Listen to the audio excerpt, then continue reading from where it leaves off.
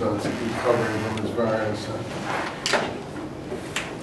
situations. It wasn't bad, but it's better than some of the other people in this country, but it's no saint, that's for sure.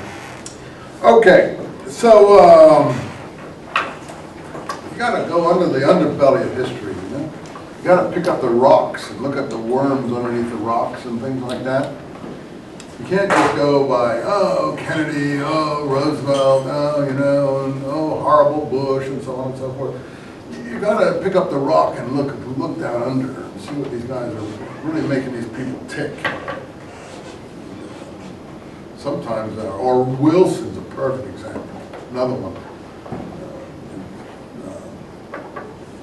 Particularly where the Afro-American problem is concerned. Wilson was just disgusting. His racial attitudes, total bigot. Anyway, yeah, he liked the movie The Birth of a Nation by, who was that guy that made that movie about the Ku Klux Klan? He thought that was a good movie, Wilson did. Yeah. Anyway, let's go back to this situation here. Is he being sarcastic here in this essay? Absolutely. He's just full of sarcasm. And what's the sarcasm directed on? These people who are carried away by their enthusiasm. What's wrong with being carried away by enthusiasm? If there's enthusiasm, I mean, it'll get people will help get things done. Why would you heap abuse, scorn on people's excitement because these people are coming from the West? There's been a revolution in the world. Emphasize that they've given the cause itself a new name. This is sarcasm I'm giving you to so you see it. You might not get it when you read it.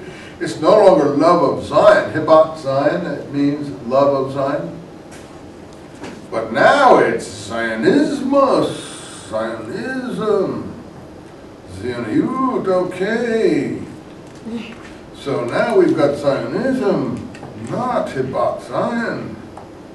Indeed, there are even precisionists who, being determined to leave no loophole for error, use only the European form of the name, Zionismus, thus announcing to all and sundry they're not talking about anything as antiquated as Hibat Zion, the former movement that we have already talked about.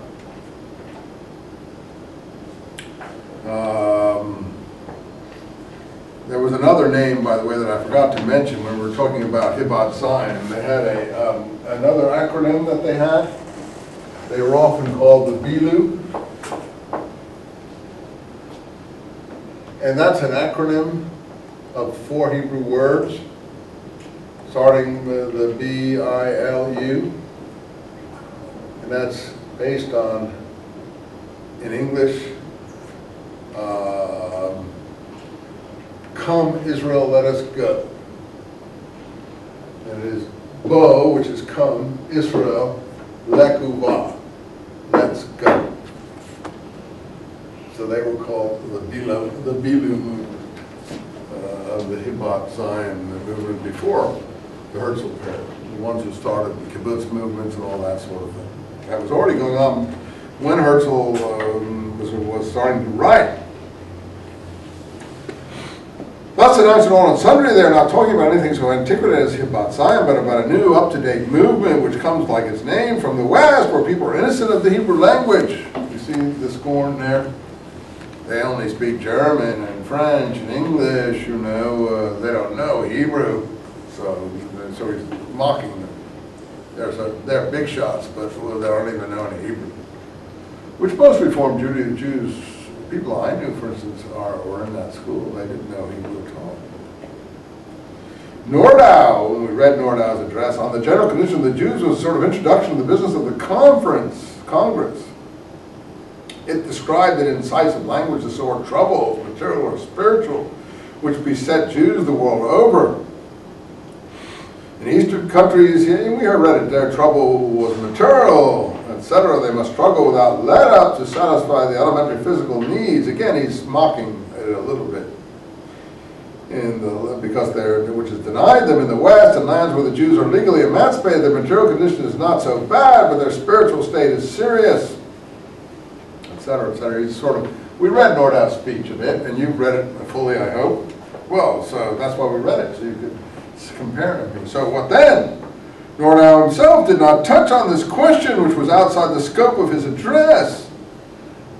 Yeah, what about the spiritual need? He's interested in spiritual need. That's not bad. I mean, there's nothing wrong with that in decent times, when you have plenty of time to deal with a couple of centuries in front of you to address those needs. But the whole Congress was his answer. The answer, beginning as it did with Nordau's address. The Congress meant this, that in order to escape from all these troubles, it's necessary to establish a Jewish state. Yeah, that's right. That's exactly right. If you want to escape the Holocaust, now that we know, this is what you have to do. But not Hara'am. He wants to rescue their soul first. You know, he starts talking about the nephesh, the soul, at the beginning of the previous statement. But you see, the problem is, there's no doubt that when a Jewish state is established, Jewish settlement will only advance by small degrees, as permitted by the resources of the people themselves and by the progress of the economic development of the country. And so he's showing, always looking the downside. What are the problems here? In his opening speech at the Congress, Dr. Herzl wished to demonstrate the superiority of his state idea to the previous form of Palestinian colonization, calculating that by the latter method it would take 900 years for all the Jews to be settled there. Look what he says. But it was a cheap victory. You see, it pours scorn on Herzl, which is fine, but the point is Herzl's only got good motives. Why would you pour scorn on him? What in your mindset would make you pour scorn on what he's trying to do? It's a cheap victory. In fact, Herzl was right. He could have solved these things if he was given, you know, the wherewithal to do it. If guys like him, Hara'am, and others hadn't defeated him at the Congress, it was a cheap victory. I love that line. The Jewish state itself, do what it will find no way to make a more favorable calculation. Well, you see, he's wrong. They have 6 million Jews in Israel even now, or 5 million Jews in Israel or so now, and it's only about 100 years after these discussions here, and that's including the Holocaust. So, you know, you could have maybe 10 or 12 million there. Nobody would be able to deal with them with those numbers. We must admit to ourselves, the truth is bitter. And Weizmann's the same. With all its bitterness, it's better than an illusion. You see, this is why I'm really not very pleased with these people. Because